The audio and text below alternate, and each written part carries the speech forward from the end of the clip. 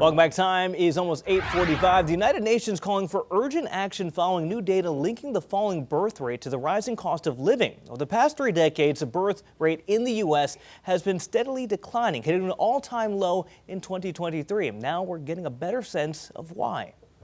Our Queen City News Chief Business Correspondent Taylor Young joining us this morning. And Taylor, really an eye-opening report here as we take a look at the UN here, showing financial constraints a major role in this. Yeah, so what we're seeing right now is essentially millions of people worldwide, not just in the U.S., unable to have children, not necessarily because they don't want to, but because they can't afford to. And this is especially a growing problem in America right now. At the current rate, Americans are not having enough babies to replace themselves.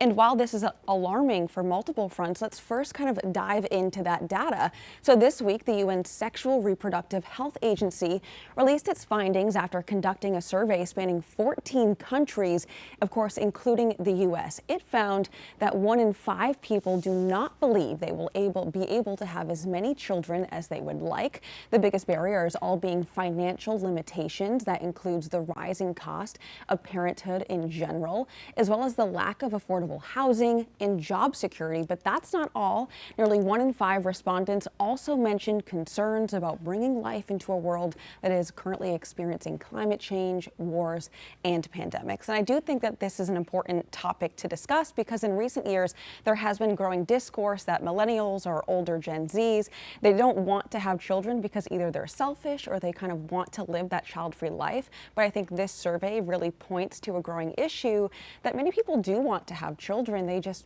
don't see it as a possibility right now because of the money aspect. Oh, well, speaking of money, Taylor, I mean, we know having a child can be expensive, or 4 daughters. Just saying, I know a guy that's gone through that. When you look at having kids at the expense of it, like put that into context for this year. Yeah, so as you could imagine, I mean, there's a lot of factors that play into this, especially where you live, how many children you do have, or kind of the lifestyle that you're living in. But according to LendingTree, and this might be shocking because we were talking about this in the newsroom, it costs on average around $30,000 per year to have a child in the U.S. So that's astronomical, especially now that we're having to have parents really work 2 jobs in order just to afford that. And the biggest contributing factor is childcare. It costs on average $1,500 a month per child to have adequate childcare. And, you know, the survey shows that, again, there is a want, but these are things that people are thinking about when they're deciding whether or not to have children. So Taylor, break this down for us. If people aren't having babies because of the cost and so they're no longer replacing themselves, meaning we're going to have less people around,